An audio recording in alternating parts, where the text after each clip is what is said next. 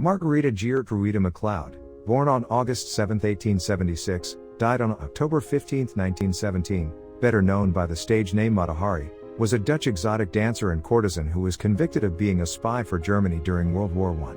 Despite her having admitted under interrogation to taking money to work as a German spy, many people still believe she was innocent because the French army needed a scapegoat. She was executed by firing squad in France. Since her conviction and execution as a double agent during World War I, she has become a byword for the femme fatale.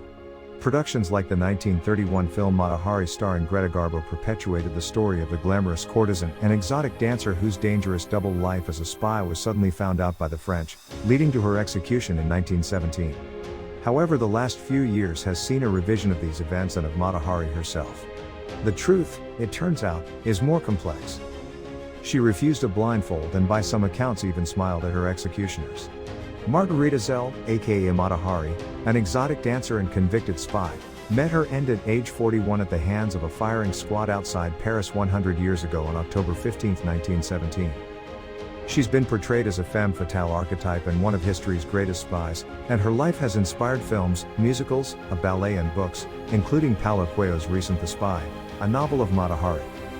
However, some contend that, regarding military matters, she was little more than a gossip with a thing for officers on both sides of the World War I battlefront.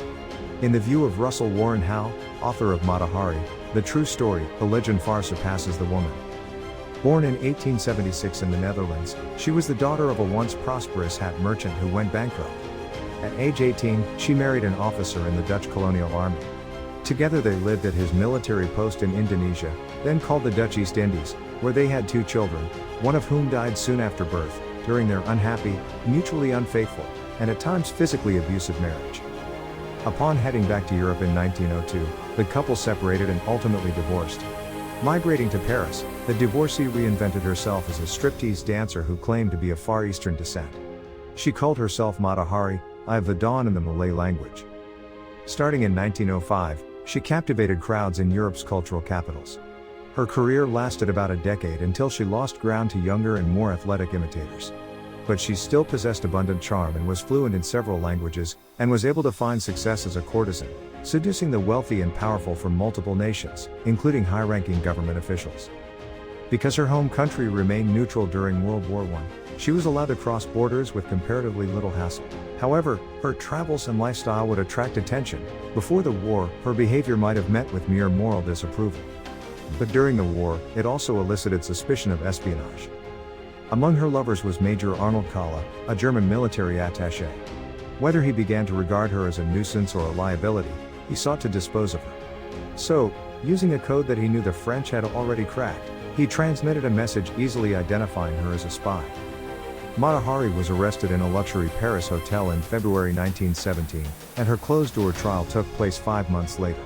Though the prosecution blamed her for the deaths of 50,000 French soldiers, no specific evidence or explanation was provided as to how she caused these fatalities. In fact, no one ever identified any specific defeat or leak of information that could be blamed on her, wrote Pat Shipman in Femme Fatale, Love, Lies, and the Unknown Life of Mata Hari, which described her legacy as a rich melange of myth and legend that still persist. Although her amorous life wasn't loyal to any particular side, no evidence existed that she provided militarily useful information to anyone. But by 1917, the French military was war-weary, morale was low and some military divisions had even begun to mutiny. Shipman contends that the Allied side, and the French especially, needed someone to blame, to punish, to defeat. So they found a perfect scapegoat in this immoral foreigner with a sensuous walk who had shamelessly seduced men from all armies. On July 25, 1917, the French military government found her guilty of espionage.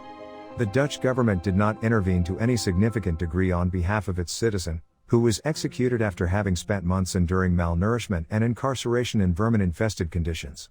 However, the public chose to remember her. The German government exculpated Mata Hari in 1930.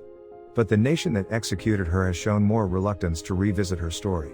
On this day event as an educational project. Thank you for watching.